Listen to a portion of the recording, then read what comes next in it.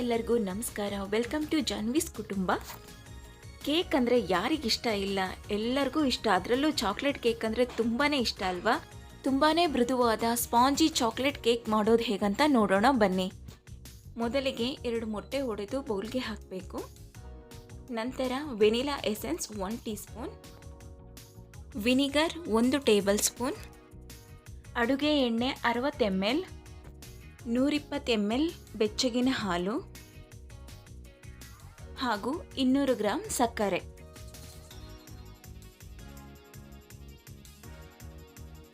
ಇಷ್ಟನ್ನು ಬೀಟರ್ ಸಹಾಯದಿಂದ ಚೆನ್ನಾಗಿ ಬೀಟ್ ಮಾಡಿಕೊಳ್ಳೋಣ. ಈಗ ಇನ್ನೊಂದು ಕಡೆ ಒಂದು ಬೌಲ್ ಇಟ್ಟು ಅದಕ್ಕೆ 135 ಗ್ರಾಮು ಮೈದಾ ಹಿಟ್ಟು, ಕೋಕೋ ಪೌಡರ್ 35 ಗ್ರಾಂ, ಹಾಗೆ ಅರ್ಧ teaspoon salt, 1 teaspoon baking powder, 1 teaspoon baking soda ಹಾಕಿ ಚೆನ್ನಾಗಿ ಜರಡಿ ಮಾಡೋಣ. ಈಗ ಇವೆರಡನ್ನು ಪಕ್ಕದಲ್ಲಿಡೋಣ. ಈ ಕಡೆ ಒಂದು ಕುಕ್ಕರ್ನ ಗ್ಯಾಸ್ ಮೇಲಿಟ್ಟು ಅದಕ್ಕೊಂದು ರಿಂಗ್ ಹಾಕಿ ಸ್ವಲ್ಪ ನೀರು ಹಾಕಿ ಅದಕ್ಕೆ ಲಿಡ್ ಕ್ಲೋಸ್ ಮಾಡಿ ಪ್ರೀ ಹೀಟ್ ಆಗಲಿಕ್ಕೆ ಬಿಡೋಣ.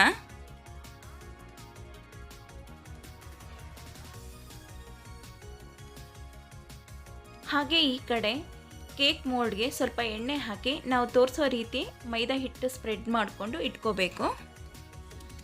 ನಾವು ಮೊದಲೇ ಕೇಕ್ ಬ್ಯಾಟರಿಂಗ್ ರೆಡಿ ಮಾಡಿ ಇದನ್ನೆಲ್ಲ ಮಾಡ್ಕೊತೀವಂದರೆ ಕೇಕ್ ಚೆನ್ನಾಗಿ ಬರೋದಿಲ್ಲ. ಯಾಕಂದರೆ ನಾವು ಬೇಕಿಂಗ್ ಸೋಡಾ ಬೇಕಿಂಗ್ ಪೌಡರ್ ಎಲ್ಲ ಹಾಕಿ ಚೆನ್ನಾಗಿ ಬೀಟ್ ಮಾಡಿರೋದ್ರಿಂದ ಕೇಕ್ ಬ್ಯಾಟರ್ ಚೆನ್ನಾಗಿ ಆ್ಯಕ್ಟಿವ್ ಆಗಲಿಕ್ಕೆ ಸ್ಟಾರ್ಟ್ ಮಾಡಿರುತ್ತೆ. ಹಾಗಾಗಿ ಮೊದಲೇ ಇದನ್ನೆಲ್ಲ ರೆಡಿ ಮಾಡಿಟ್ಟಿದ್ರೆ ಒಳ್ಳೆಯದು. ಬೀಟ್ ಮಾಡಿದ ತಕ್ಷಣವೇ ಹಾಕಿಡಲಿಕ್ಕೆ ಈಸಿ ಆಗುತ್ತೆ. ಈಗ ನಾವು ಜರಡಿ ಮಾಡಿಟ್ಕೊಂಡಿದ್ವಲ್ಲ ಅದನ್ನು ಹಾಕಿ ಚೆನ್ನಾಗೆ ಬೀಟ್ ಮಾಡ್ಕೋಬೇಕು. ಗಂಟುಗಳಿರಬಾರ್ದು, ಆ ಥರ ಬೀಟ್ ಮಾಡ್ಕೋಬೇಕು. ನಾವು ಮೊದಲೆಲ್ಲ ಕೇಕ್ ಮಾಡಬೇಕಾದ್ರೆ ಎಷ್ಟೇ ನೀಟಾಗಿ ಮಾಡಿದ್ರೂ ಚೆನ್ನಾಗಿ ಬರ್ತಿರ್ಲಿಲ್ಲ, ಒಂಥರ ಗಟ್ಟಿಯಾಗಿ ಬರೋದು.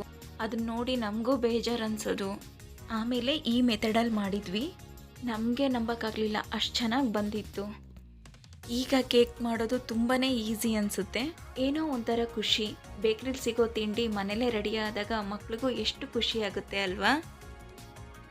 ಈಗ ಈ ಕೇಕ್ ಬ್ಯಾಟರ್ ರೆಡಿ ಆಯಿತು. ಇದನ್ನು ಕೇಕ್ ಮೋಲ್ಡಿಗೆ ಹಾಕಿಬಿಡೋಣ. ಹಾಕಿ ನೀಟಾಗಿ ಟ್ಯಾಪ್ ಮಾಡಬೇಕು. ಇಲ್ಲಿ ಕುಕ್ಕರೂ ಹೀಟ್ ಆಗಿದೆ. ಈಗ ಸಿಲ್ವರ್ ಫಾಯಿಲಿಂದ ಕ್ಲೋಸ್ ಮಾಡಿಕೊಂಡು 40ರಿಂದ 45 ನಿಮಿಷಗಳ ಕಾಲ ಕುಕ್ಕರಲ್ಲಿ ಬೇಕ್ ಮಾಡ್ಕೋಬೇಕು. ವಿಶಿಲ್ ಹಾಕಬಾರ್ದು. ಲಿಡ್ನ ಕ್ಲೋಸ್ ಮಾಡ್ಕೊಂಡ್ಬಿಡೋಣ. ನೋಡಿ ಕೇಕ್ ರೆಡಿ ಆಗಿದೆ. ಈಗ ಒಂದು ತಟ್ಟೆ ಸಹಾಯದಿಂದ ಅದನ್ನು ಉಲ್ಟಾ ಮಾಡಿಕೊಂಡು ಕೇಕ್ ತಗೊಳ್ಳೋಣ. ನೋಡಿ ಎಷ್ಟು ಚೆನ್ನಾಗಿ ರೆಡಿಯಾಗಿದೆ ಅಲ್ಲ? ಕೇಕ್ ಏನೋ ರೆಡಿ ಆಯಿತು. ಅದಕ್ಕೆ ಕ್ರೀಮ್ ಇದ್ದರೆ ಇನ್ನೂ ಚೆನ್ನಾಗಿರುತ್ತಲ್ವ? ಹಾಗಾಗಿ ಸಿಂಪಲ್ಲಾಗಿ ಒಂದು ಕ್ರೀಮ್ ರೆಡಿ ಮಾಡ್ಕೊಳ್ಳೋಣ ಬನ್ನಿ. 100 ಗ್ರಾಮ್ ಸಕ್ಕರೆ, 50 gram cocoa powder, 2 table spoon cornflour, ಚಿಟಿಕೆ ಉಪ್ಪು, 240 ml ಹಸಿ ಹಾಲು ಹಾಕಿ ಗಂಟುಗಳಿಲ್ಲದ ಹಾಗೆ ಚೆನ್ನಾಗಿ ಕಲಸಬೇಕು.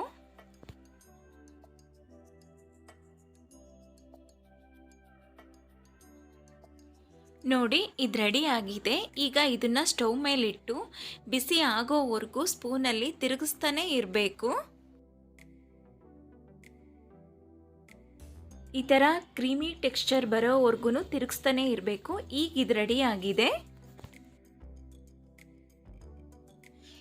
ಈಗ ಈ ಕೇಕ್ನ ಒಂದು ಸಣ್ಣ ದಾರದ ಸಹಾಯದಿಂದ 2 ಭಾಗ ಮಾಡಿಕೊಳ್ಳೋಣ. ಈ ಥರ ಸೈಡಿಂದ ಮಧ್ಯದಲ್ಲಿ ಹಾಕಿ ಕಟ್ ಮಾಡಬೇಕು ನಿಧಾನವಾಗಿ.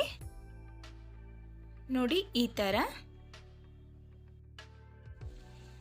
ಈಗ ಕೇಕಿಗೆ ಕ್ರೀಮ್ ಹಚ್ಚೋಣ. ಸ್ವಲ್ಪ ಕ್ರೀಮ್ನ ಫಸ್ಟು ಈ ಥರ ಹಾಕಬೇಕು. ಈ ಥರ ಹಾಕೋದ್ರಿಂದ ಕೇಕು ಗ್ರಿಪ್ಪಾಗಿ ಕುತ್ಕೊಳ್ಳುತ್ತೆ.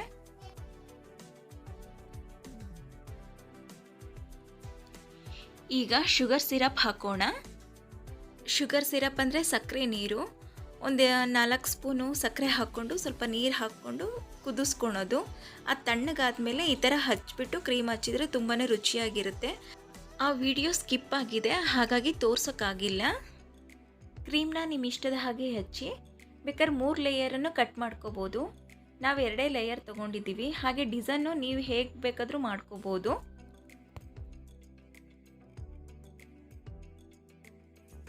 ಮೇಲ್ಗಡೆ ಡಿಸೈನಿಗೆ ನೀವು ಬೇಕಾದರೆ ಚೆರ್ರಿ ಹಣ್ಣು, ಟ್ಯೂಟಿ ಫ್ರೂಟಿ ಎಲ್ಲ ಯೂಸ್ ಮಾಡ್ಕೋಬೋದು. ನಾನಿಲ್ಲಿ ಹರ್ಷಿ ಸ್ಪ್ರೆಡ್ ಮಾತ್ರ ಮೇಲ್ಗಡೆ ಇಡೋದಕ್ಕೆ ಮಾತ್ರ ಯೂಸ್ ಮಾಡ್ಕೊಂಡಿದ್ದೀನಿ. ನೀವು ಇದೇ ಅಳತೆಯಲ್ಲೇ ಇದೇ ಮೆಥಡಲ್ಲೇ ಮನೇಲಿ ಟ್ರೈ ಮಾಡಿ, ನಿಜವಾಗ್ಲೂ ತುಂಬಾ ಚೆನ್ನಾಗಿ ಬರುತ್ತೆ.